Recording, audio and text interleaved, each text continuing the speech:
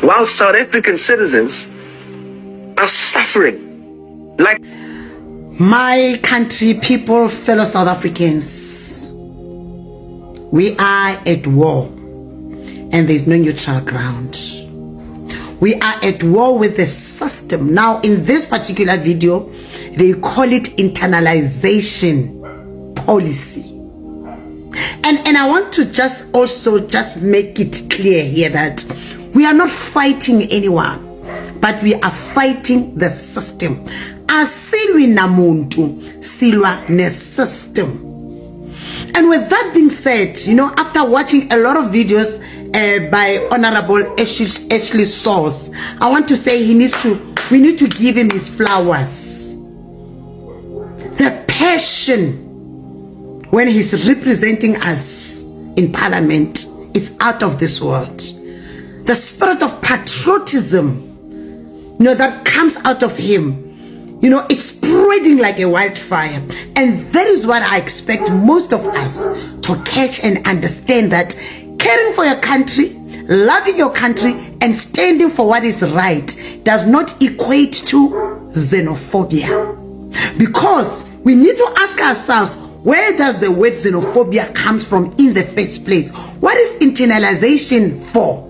Why is internalization only in South Africa, as far as Africa is concerned, that seeks to marginalize South Africans? How do you like it that it's actually women like this, DDG or whatever her name is, that has chosen to become the enemy of this nation, that has chosen to sell out their own?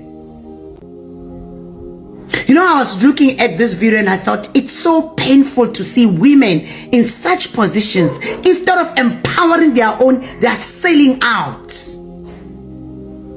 Not that South Africans don't have qualifications for these jobs. As you can hear, Mr. Sauls has got his files, he's got his facts, and he's presenting them there in Parliament to say, what happened to so and so and so, who was highly qualified for this particular, position.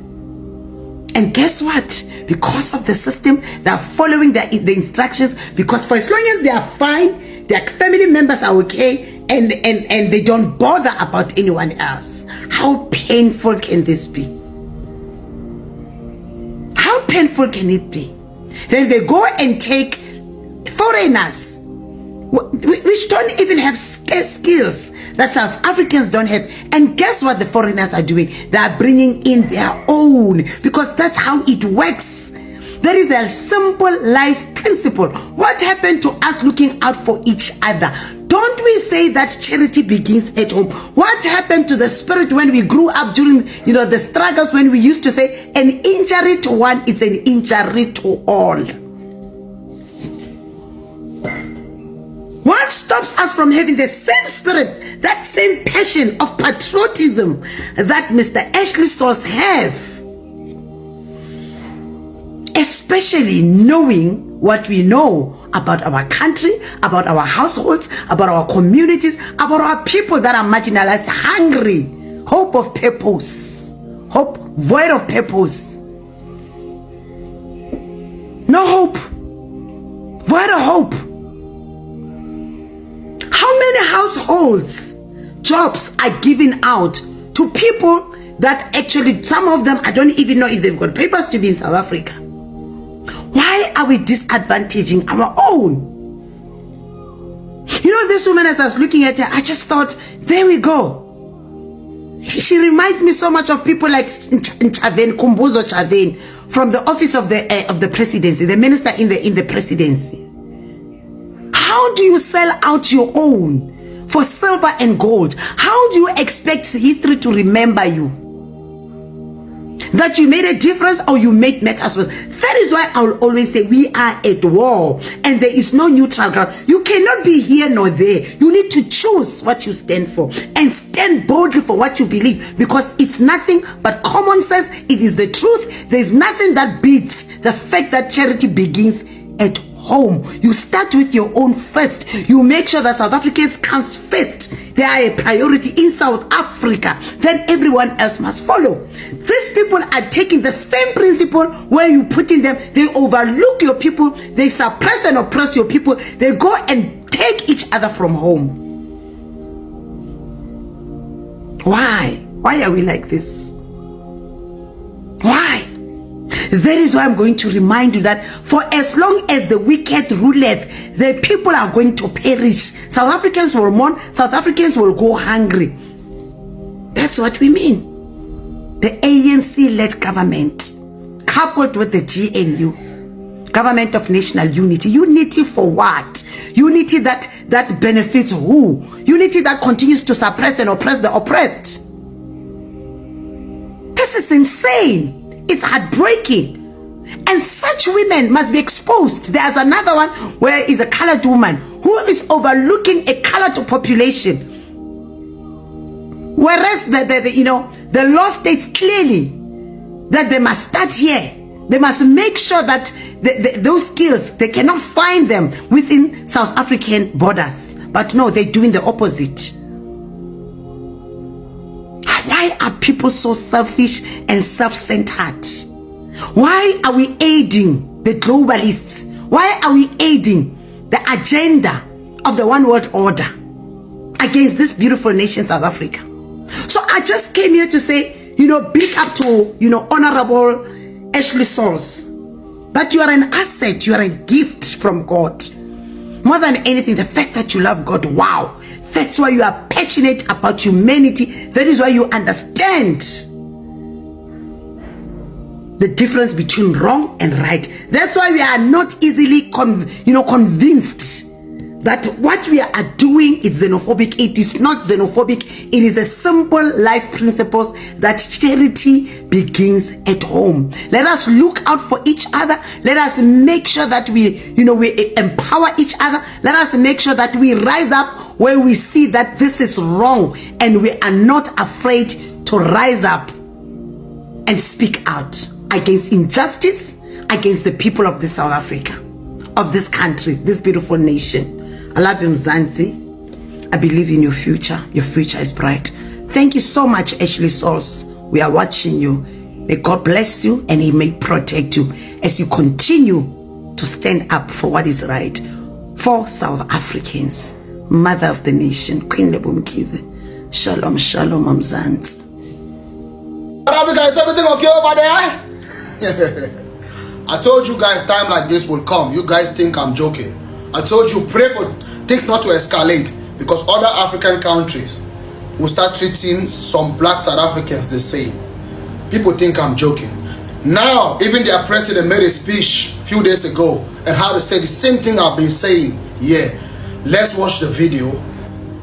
This thing can soon turn out into xenophobia, and you know how the continent can turn its back on us.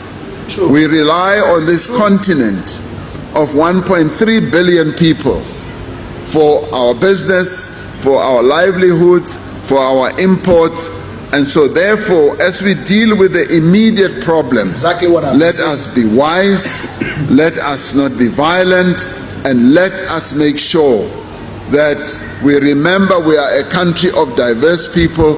But they say the things you don't know is darker than night. A lot of black South Africans don't understand what is going on or what will happen if things like this start happening, And there was one comment that got my attention under the video of the president making this speech. The guy said, South Africa don't need any other African country they can survive, because how apartheid did survive without other African countries. And I laugh, and then I realized some of these people, apartheid government was being funded by the European Union, by some European countries. If you don't know, now you know. And apartheid government fall off because they didn't have more money to fund that BS they were doing. That's why. It didn't stop because you guys fought or because some of you guys, South Africa was strong enough to fight them. No. You guys would still have been in an apartheid regime. But it stopped because other African countries involved themselves and fought it from outside and stopped the funding. That's why it stopped. And that's why they took Mandela off prison and give him a written agreement. Say, you must allow us to stay and keep the land. And that's why till today, Mandela is a sellout. If you guys don't know, I know you guys don't even know your own history. Mandela is not a hero. Nelson Mandela is a sellout. If you guys don't know. If you see any man, any of the hero white people are praising, any of the, not even hero, any person white people, those apartheid people, they praising, oh, this one is good. He is the worst. It's a puppet. They're using him. Because to us, me and you know, Ibrahim Traore is good for Africans, it's good for Burkina Faso. Are they praising him? Use your upper. I know there is one thing also I want to say here. Not all South Africans are xenophobic. Not all of them are Afrophobic. I keep saying this over and over because I have South African friends, both white and black, even the colored. I have girlfriends. I've dated girls that are colored. I've dated girls that are black. Even the white South Africans I've dated, all of them. I like women. Anyways, you can go cry about that. I know some of them will cry here. I don't give a effing F. So these things are not things where you're supposed to sit down and be saying one or two. No. Mandela was a sellout. We all know. Because he was the one that gave white people that land you people are crying about. Yes. But I've said this so many times. If you people don't take care and try to stop Dudula from doing the things they're doing, other African countries will stood up and say, you treat my mother like this, you treat my sister like this, you burn down his business, you kick him out from the apartment in South Africa, you guys should also leave. And once one African country will start, the rest will follow. Because you don't know who you are treating badly in South Africa. But I'm just saying, we pray this doesn't escalate. We know some of them don't really care. They don't know. They don't know what they're into. So to them they don't care because they don't have sense. A lot of them don't have sense. Not all of them, but majority, because we can see when they say other Africans must leave. You see the crowd that is there. And let me make this clear. Most of the videos I'm bringing here is black South Africans that are attacking me on the video, and that's how you can tell these people are good. Some of them are good people, but most of them are crazy. Okay, they don't like other Africans, but some of them are good people, because even in South Africa, some of them are still talking about this thing to stop. But majority always win the vote. So majority of them don't really like Africans like that. They want Africans to go, thinking Africans are the one making them poor, making them stay without job. If you don't have a skill, you don't have patience, you don't have talent, how you want to work? You want higher pay, but you don't have skills. You know what? You don't want to do it. Some of you guys you are praying for a party to come back, really, because you guys haven't understand what you guys are into. But white people, they trying to put you guys in an island. So when there will be time for they to take over that, bring back apartheid regime, they will put you guys on a barbecue machine, put sauce on your nyash, and whip it for like 2 hours. 2 hours equals to 20 years. Anyways, remember, this life not be joke. A couple was having lunch at a popular Westville club in Durban, South Africa on the 15th of September 2025 when an argument erupted. Now, this wasn't just an ordinary argument, because in this case, the husband, a 63-year-old man, would allegedly pull his weapon and discharge it in front of everyone else in the restaurant, unaliving his 48-year-old wife. Now, this occurred at around 1:30 on Monday, the 15th of September 2025. Now, there was security that responded very quickly. We know that the security company, DRT Security, responded to the scene of the crime, and they apprehended the man who was still at the scene of the crime.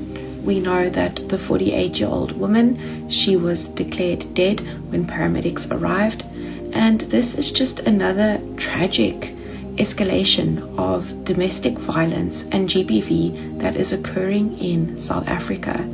And it's come to the point where couples can't even have lunch together without someone becoming enraged and pulling their firearm and discharging it at their alleged loved one. Now, this case is really shocking, and more details are going to emerge in the media, and I will be following it. So if you like what I do, consider giving me a like and a follow, because I'm going to keep you up to date with what happened in this case. KwaZulu-Natal Police Commissioner Lieutenant General Nhlanhla Mkhwanazi is suing Paul O'Sullivan. Yes, you heard me right. Mkhwanazi has filed a 5 million rand defamation lawsuit against the forensic investigator. The summons filed at the Johannesburg High Court last week lists 3 separate instances this year where O'Sullivan allegedly defamed Mkhwanazi in the media. O'Sullivan has previously said that he wants Nhlanhla Mkhwanazi to fall, and the sooner the better. I am a journalist from South Africa, currently living in South Korea, and I bring you news from South Africa and all over the world. According to court papers, O'Sullivan accused Mkhwanazi of misappropriating police funds. This was during his time as acting National Police Commissioner. He's also accused of accepting luxury goods from a service provider and of being a criminal with links to organized crime. He had publicly demanded Mkhwanazi's removal, claiming that his conduct undermined the police service. Mkhwanazi says he asked O'Sullivan to retract the allegations and to apologize, but O'Sullivan refused, and that's how the lawsuit came about. In a statement on Tuesday, O'Sullivan said that he would not answer further questions on the case as it's currently still in court. However, he maintains that he has evidence to back up his allegations and intends to take it to the Madlanga Commission of Inquiry. O'Sullivan has previously accused Nhlanhla Mkhwanazi of trying to silence whistleblowers. But what do you think? Do you think O'Sullivan is correct, or do you think Nhlanhla Mkhwanazi is the one who's correct in this case? Let me know your thoughts in the comments section. Guys, I swear, something crazy happens in South Africa every single day. We really have some of the most high-profile international criminals hiding here in our own country, which we don't even know about. Because listen to this story. An alleged major drug boss who is one of the United Kingdom's most wanted fugitives has been sent back home after he was found hiding in Cape Town. His name is Callum Goa, and he's been wanted for major drug trafficking charges for a number of years, along with his mother. This literally sounds like a Hollywood movie. He was tracked down by Interpol along with help from our own police and found hiding in the prominent Cape Town suburb of Constantia, which, in case you don't know, is a super fancy rich area. This arrest happened last year apparently, and possibly the most funny part of this whole story is he was housed in Pollsmoor prison during this time. He must have gotten the shock of his life. But now last week he was finally sent back home to England. Last year we had rumors of the FBI's most wanted fugitive Ruja Ignatova hiding in Cape Town as well. So that begs the question, are there more high-profile criminals hiding in South Africa which we don't know about?